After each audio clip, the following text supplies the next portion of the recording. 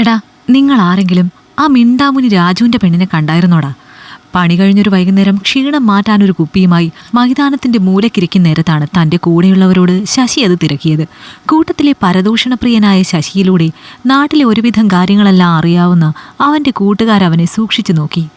ഏതാടാ ആ മിണ്ടാമുനി രാജുവിന്റെ കാര്യമാണോ? അവന്റെ കല്യാണം കഴിഞ്ഞവന് പെണ്ണുമായോ? അതെപ്പോ? കേൾക്കാൻ പോകുന്നതൊരു പെൺവിഷയമായതിന്റെ തിളക്കത്തോടെ ശശിക്കടുത്തേക്ക് ഒന്നുകൂടി ഒട്ടിയിരുന്ന് തിരക്കി ഷംസു. മിണ്ടാമുനി രാജുവിന്റെ കാര്യം തന്നെയാണ് ഷംസു ഞാൻ പറഞ്ഞത്. അവന്റെ കല്യാണവും കഴിഞ്ഞു, അവനൊരടിപൊളി പെണ്ണിനെയും കിട്ടി ഭാര്യയായിട്ട്. ആ പെണ്ണെന്ന് പറഞ്ഞാ അതൊരു പെണ്ണ് തന്നെയാടാ. ഒന്ന് കാണാൻ മാത്രം ഉണ്ടടാ മക്കളെ ആ പെണ്ണ്. കണ്ണുകളിലെ തിളക്കത്തിനൊപ്പം അത് പറയുമ്പോഴൊരു വഷളൻ ചിരി കൂടിയുണ്ട് ശശിയുടെ മുഖത്ത്. നീ ഒരുമാതിരി പെണ്ണുങ്ങളെപ്പോലെ അറ്റവും മൂലയും പറഞ്ഞു നിൽക്കാതെ നേരെ ചൊവ്വേ കാര്യം പറ ശശി. എങ്ങനെയാ പെണ്ണ്? കാണാനൊക്കെ സൂപ്പറാണോ? നീ കണ്ടോ?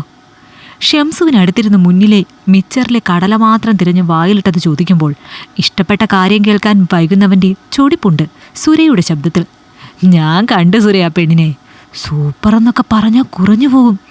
നീളവും വണ്ണവും ഒത്തൊരു സുന്ദരി പെണ്ണാടാ. നല്ല വെളുത്ത് ചുവന്നിട്ട്. ഇവിടെ എവിടെയില്ല ഇത്രയും ചന്തത്തിലൊരു പെണ്ണ്. അവളെ ആദ്യം മുന്നിൽ കണ്ടപ്പോഴേ ഞാൻ ഞെട്ടിയത് അതിൻ്റെ ചന്തം കണ്ടാണ്. പിന്നെ അത് രാജുവിൻ്റെ ഭാര്യയാണെന്നറിഞ്ഞപ്പോൾ എൻ്റെ തല ഇറങ്ങിപ്പോയടാ സത്യം. പറയുമ്പോൾ ശശിയുടെ സംസാരത്തിലെ ചമ്മൽ കൊണ്ട് തന്നെ മറ്റുള്ളവർക്ക് ഉറപ്പായിരുന്നു അവൻ പറയുന്നത് സത്യമാണെന്ന്. എന്നാലും ആ രാജുവിനൊരു പെണ്ണ്, അതൊരു സുന്ദരി.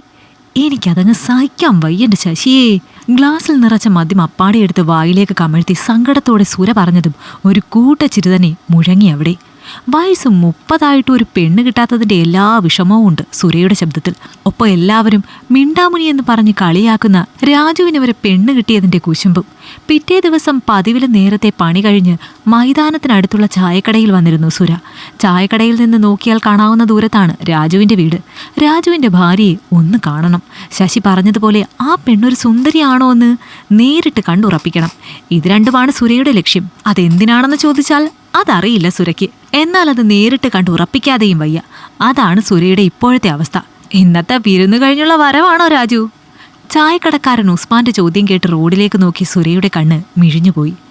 ഇരുനിറത്തിൽ അധികം പൊക്കമില്ലാത്ത രാജുവിനൊപ്പം പാൽപ്പേട പോലൊരു പെണ്ണ്. അവളുടെ ഉച്ചി മുതൽ ഉള്ളംകാൽ വരെ സെക്കൻഡുകൾ കൊണ്ട് ഒപ്പിയെടുത്തു സുരയുടെ കണ്ണുകൾ. ഇത്രയും സുന്ദരിയോ ഇവന്റെ ഭാര്യ? സ്വയം അറിയാതെ ചോദിച്ചു പോയവൻ. ഇവൻ ഈ പെണ്ണിനെ കെട്ടിക്കൊണ്ടുവന്ന നാൾ മുതൽ നീ ചോദിച്ച ചോദ്യം തന്നെയാണ് ഇവിടെ ഓരോരുത്തരും ചോദിക്കുന്നത് സുരേ.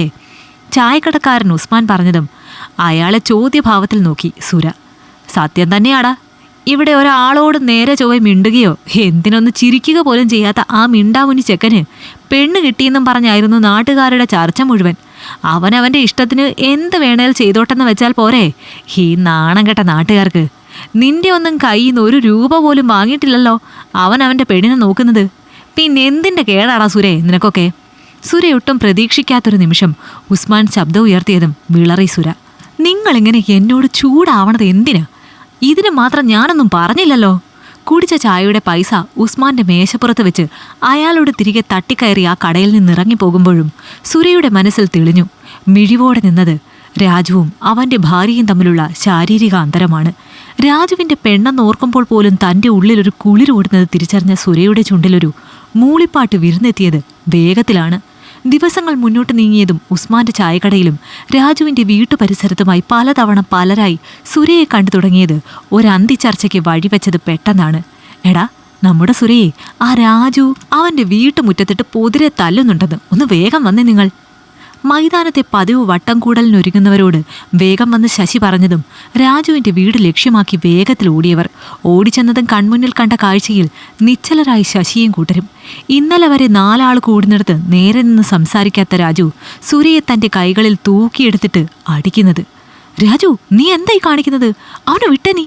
അവൻ എന്ത് ചെയ്തിട്ടാണ് നീ അവനിങ്ങനെ തല്ലുന്നത്?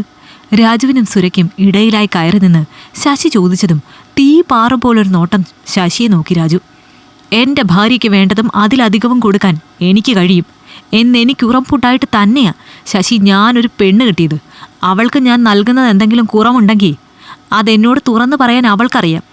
അതിന് പണം കൊണ്ടുള്ളതായാലും അതല്ല ശരീരം കൊണ്ടുള്ളതായാലും ശരി, ഞാൻ നൽകുന്നത് മതി അവൾക്ക്. ഇനി മേലാൽ എൻ്റെ ഭാര്യയ്ക്ക് ഞാൻ നൽകുന്ന സുഖക്കുറവ് തിരക്കി അവൻ എൻ്റെ മുറ്റത്തെങ്ങാനും കാലുകുത്തിയാൽ പിന്നൊരാളോടും സുഖം വേണോ എന്ന് ചോദിക്കാൻ വേണ്ട സാധനം അതവൻ്റെ അരയിൽ കാണില്ല. അരിഞ്ഞെടുത്ത് ഒരഭിത്തിയിൽ തൂക്കും ഞാനത്. പറഞ്ഞു കൊടുത്തേരെ സമയം പോലെ കൂട്ടുകാരനോടത്. ശശിക്ക് നേരെ സുരയെ ആഞ്ഞു തള്ളിയിട്ട് രാജു പറയുമ്പോൾ അവൻ്റെ ഭാവത്തിലും ഉയർന്ന ശബ്ദത്തിലും ഒന്ന് ഭയന്നു ശശി ഉൾപ്പെടെയുള്ള നാട്ടുകാർ. രാജുവിൻ്റെ ഈ ഭാവവും സംസാരവും പുതിയതാണവർക്ക്. ഇങ്ങനെയൊന്നും ഒരു ഭാവമോ ഇവന്? ചിന്തിച്ചു പോയവർ.